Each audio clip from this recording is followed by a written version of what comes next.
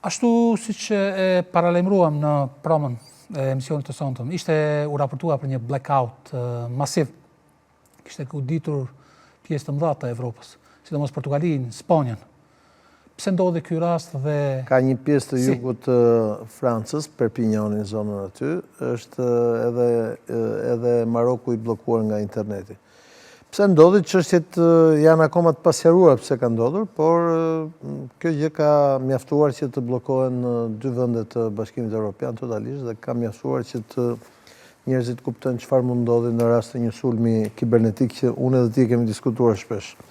Janë bllokuar metrot, janë bllokuar trenat, janë bllokuar aeroportet, janë bllokuar avionët, janë bllokuar spitalet, janë bllokuar rrugët, janë bllokuar shkollat, është bllokuar gjithçka. Sepse ne varemi pra automatikisht njëra gjë lidhet me tjetrën edhe kështu me radhë. Mund të jetë një çështje banale, siç për shembull mund të jetë një luhatje në sistemet e transmetimit të energjisë edhe për shkak të nxehtësisë, mund të jetë një sulm kibernetik, edhe sulmet kibernetike janë këto efekte do japin, edhe nëse do ketë një luftë kibernetike, është një gjë që ne kemi thënë shpesh në këtë studio që shikoni se po të ketë një sulm kibernetik mund të ketë për masa të tmerrshme me shumë viktima gati të luftës civile. Kjo sot ishte një lloj, domethënë, një lloj prove e vogël në raport me çfarë mund të ndodhi dhe se si jetët tona që janë të lidhura sot me energjinë, me internetin, gjithçka është automatizuar varet nga sulmet kibernetike dhe nga energjia elektrike. Kishte ka për Francën, Belgjikën. Shiko, siç është i ndërlidhur sistemi evropian mund të kapi gjithçka.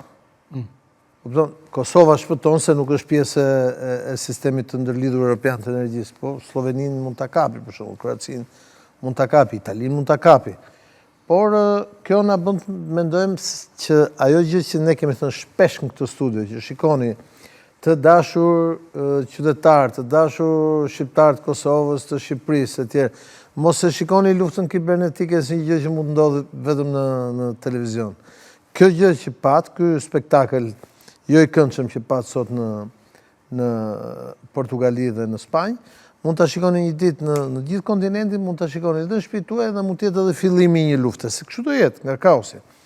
Dhe fatkeqësisht kjo gjë ka ndodhur, fakti që nuk është arritur të mbyllet.